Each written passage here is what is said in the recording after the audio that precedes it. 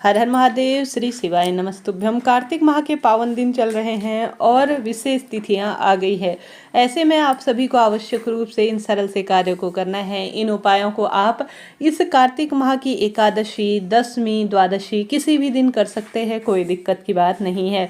देर न करते हुए शुरू करते हैं। गुरुजी कहते हैं कार्तिक माह या किसी भी महीने में पड़ने वाली दशमी, एकादशी या जो है द्वादशी के दिन अगर जीवन में भारी विपदा चल रही है, किसी न किसी स्वरूप में आप प्रभावित हैं, दुख दरिद्रता से, कहीं ना कहीं परिवार में कोई विपत्ति, रोग, शोक और कहीं ना कोई परेशानी चलती रहती है, तो सोमक पित्र का नाम लेकर, किसका नाम लेना है? सोमक पित्र का नाम नोट करते हुए चलिएगा और रोटी का निर्माण कर लेना है। आप सभी इस रोटी का निर्माण 2 की संख्या में कीजिएगा, एक सही नहीं माना जाता। हमेशा इस बात का ध्यान रखिए कि सोमक पित्र जो है वह रोग, दोष, संकट को नाश करने वाले हैं। वीडियो में 5 सरल उपाय जानने को मिलेंगे, जिसमें इच्छा पूर्ति का दीपक और अन्य उपाय हैं। एक सरल सा उपाय चुनकर अपने जीवन की विपदाओं को दूर करने के लिए इन पवित्र दिनों का खूब लाभ उठाएं। रोटी का निर्माण करें, गेहूं की बनाए या किसी भी स्वरूप में बनाए, सुंदर भाव से कि मेरे पितृ तृप्त होंगे और संपूर्ण इन विशेष तिथियों का फल मुझे प्राप्त होगा। इस भाव से आप सभी को करना है, इस बात का ध्यान रखें। रोटी बनाएं और एक पीहर पक्ष के और एक ससुराल पक्ष के पितरों के लिए, महिला खास तौर पर, पुरुष जन कर रहे हैं तो उत्तम रहेगा 2 रोटियां बनाएं। प्रातःकाल पितृ सोमक का नाम लेकर दक्षिण दिशा की ओर मुख कर आप सभी उस रोटी में थोड़ा सा शक्कर या गुड़ रखकर दक्षिण दिशा की ओर करते हुए अगर सोमक ऋषि का नाम लेकर, गुरुजी कहते हैं विशेष तौर पर दशमी, एकादशी और द्वादशी तीनों दिन करते हैं तो श्रेष्ठ है, नहीं तो किसी भी एक दिन कर सकते हैं। लाभ जीवन में तत्काल देखेंगे। पितृदोष, शनि, राहु संबंधी सभी परेशानियां तुरंत दूर होती हुई आपको प्राप्त होंगी। यह हो गया पहला सरल सा उपाय।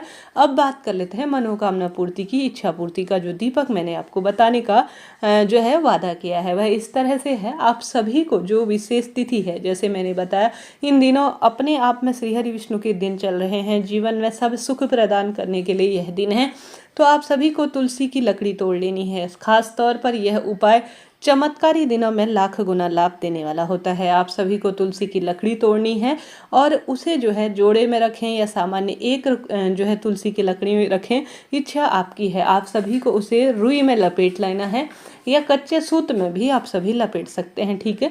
कच्चे सूत में लपेटे या रुई में लपेटे, इच्छा आपकी है। आप सभी ओम नमो भगवते वासुदेवाय महामंत्र का जाप करते हुए सुंदर भाव से श्री हरि विष्णु के मंदिर में या घर के मंदिर में श्री हरि विष्णु के समक्ष कोई भी सरल आरती का चुनाव करते हुए अगर श्री हरि विष्णु की आरती उतार देते हैं ना तुलसी की लकड़ी से, तो भाग्य खुल जाता है। लाखों लोग इस सरल से उपाय से लाभ प्राप्त कर चुके हैं। एकादशी, दशमी और द्वादशी के दिन तुलसी की सूखी लकड़ी तोड़ना कोई दोषपूर्ण कार्य नहीं है, आप तोड़ सकते हैं। वह एक अपशिष्ट पदार्थ के रूप में है जो माँ तुलसी के ऊपर भार स्वरूप में है, तो इस चीज़ का ध्यान रखते हुए तुलसी की लकड़ी को तोड़कर रख लीजिए अभी और घी में डुबा दीजिए, रुई में लपेट लीजिए। अब कई लोग क्या कर रहे हैं कि सीधे तुलसी की लकड़ी को पकड़ रहे हैं और जला दे रहे हैं। इससे बेहतर होगा आप उसे दीपक के स्वरूप में करें, तभी लकड़ी नहीं, दीपक के स्वरूप में। तुलसी की लकड़ी का दीपक गुरुजी ने कहा है, तो जब दीपक किस स्वरूप में बनता है? जब उसमें रुई लपेटी जाती है, घी में डुबोया जाता है या कच्चा सूत लपेटा जाता है, तब वह दीपक के स्वरूप में होता है। तो आप सभी इन गलतियों को करने से बचे। गाय का शुद्ध घी ले और अपनी मनोकामना कहते हुए श्री हरि विष्णु या जो है के मंदिर में या घर के मंदिर में ही सुंदर भाव से समर्पित करें, दीप प्रज्वलित करें। भाग्य खुलेंगे और दुख दरिद्रता का सदा सर्वदा के लिए नाश हो जाएगा। यह हो गए सरल से उपाय। अब जानते हैं अगला उपाय। अभी तक आपने मंत्रों का दान करते हुए श्री शिवाय नमस्तुभ्यम या ओम नमो भगवते वासुदेवाय नहीं लिखा है तो जरूर से लिख दीजिएगा, भाग्य खुलेंगे, दुख दरिद्रता का नाश होगा। चैनल पर नए हैं तो सब्सक्राइब करें, वीडियो को लाइक करें, शेयर करें ताकि अन्य लोगों को भी लाभ हो। गुरुजी कहते हैं विशेष तिथि में अगर आपके घर के आसपास कहीं भी शमी पत्र मिल जाए ना, शमी पत्र की महत्वता इस महीने खूब कही गई है। जितना इस कार्य को करेंगे नियमित रूप से उतना फल पाएंगे। तो किसी भी दिन चुनकर शमी के पत्ते को प्रणाम कर कर, स्पर्श कर कर, थोड़ा सा दुग्ध चढ़ाकर या जल समर्पित कर कर, दीप प्रज्वलित कर कर और साथ के साथ शमी वृक्ष की माटी को मस्तक पर धारण करने के बाद शमी वृक्ष की जो पत्तियां हैं ना, उन्हें तोड़कर घर ले आइए। घर पर करें या शिव मंदिर में करें, इच्छा आपकी है, परंतु फल आपको मिलना है क्योंकि आप सही कर्म कर रहे हैं, प्रभु भक्ति में तत्पर हैं। तो आप सभी को क्या करना है, 11, 21 या 51 अपनी इच्छा अनुसार समी के पत्तों को शहद में डुबो लेना है। ठीक है, डुबो लिया, श्री शिवाय नमस्तुभ्यम मंत्र का जाप किया। अब शहद में पत्तियां डूब जाएंगी तो वह शिवलिंग पर चिपक जाएंगी। तो धीरे धीरे एक एक करके बड़े सुंदर भाव से प्रेम पूर्वक मंत्रों का जाप करते हुए, चाहे तो जो श्री महापुराण का मूल मंत्र है श्री शिवाय नमस्तुभ्यम मंत्र का जाप करें, चाहे तो आप सभी की इच्छा है आप सभी जो है नमः शिवाय ओम कह सकते हैं, चाहे तो महामृत्युंजय मंत्र का जाप कर सकते हैं, परंतु कीजिएगा। मंत्रों की शक्ति अपने आप में विशेष है और तुरंत कर्मों का फल देने वाली होती है। तो आप कर देखिएगा, बहुत सरल उपाय है, किसी भी दिन कर सकते हैं, तत्काल आप लाभ प्राप्त करेंगे। यह बात हो गई 3 सरल से उपाय की।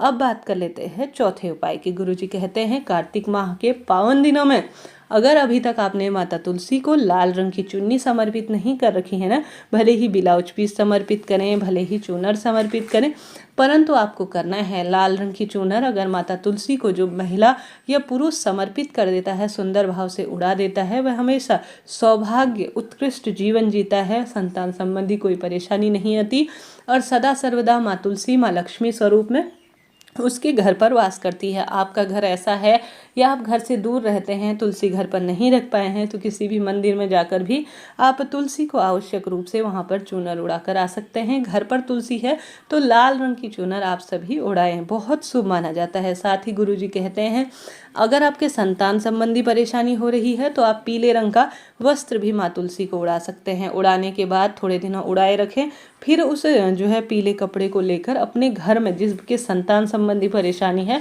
अपने कमरे में थोड़े दिनों रख लेता है तो उसके संतान की परेशानी, संतान उत्पत्ति की परेशानी सदा सर्वदा के लिए दूर हो जाएगी। तुलसी विवाह है और साथ ही 10वीं तिथि एकादशी भी आरंभ हो जाएगी। द्वादशी किसी भी दिन, अब यह कार्तिक माह के अंतिम दिनों में कर सकते हैं, निश्चित ही आपको लाभ होगा। इस तरह से आपको सरल सरल से उपाय इस विशेष तिथि पर करना है, भाग्य खुलेंगे, दुख दरिद्रता का नाश होगा। साथ के साथ खूब खूब दीप दान करें, इच्छा पूर्ति का दीपक जो कि तुलसी की लकड़ी का है उसे लगाना ही है। साथ के साथ आप सभी को विशेष तौर पर सुबह या शाम, अब थोड़ा सा ही दिन बचे हैं, प्रयत्न करना है माँ तुलसी के निमित्त आप सभी आवश्यक रूप से लंबी बत्ती का घी का दीपक प्रयोग में लें और साथ ही आवश्यक रूप से पीपल वृक्ष में दीपक लगाएं। महादेव के मंदिरों और श्री हरि विष्णु के मंदिर में दीप लगाने का प्रयत्न करें। बेलपत्र, शमी पत्र, आंवला वृक्ष, इन जगहों पर दीप दान करें। संभव हो तो अंतिम दिनों में बहते हुए पानी में आवश्यक रूप से अपनी रसोई घर में माँ अन्नपूर्णा का वास है ऐसा भाव करते हुए पितरों के नाम का दीपक लगाएं। घर के मुख्य द्वार पर दीप लगाना इस महीने दुख दरिद्रता का परिवार में नाश करने वाला होता है। कार्य सरल हैं परंतु लाभ अनगिनत है। इन अंतिम दिनों में दूध, दही, घी, शक्कर, शहद, यह 5 द्रव्यों से बना हुआ अमृत की बूंद जिसे कहा जाता है पंचामृत, महादेव का सुंदर श्रृंगार करें, उन पर समर्पित करें। श्री हरि विष्णु के विग्रह स्वरूप की विशेष सेवा अर्चना करें, माँ तुलसी की सेवा अर्चना करें, भाग्य खुलेंगे और सदा सर्वदा कल्याण होना ही है। तुलसी विवाह की वीडियो चैनल पर आ चुकी है, कृपया वह वीडियो देखिए और अपना जीवन सार्थक करें। हर हर महादेव।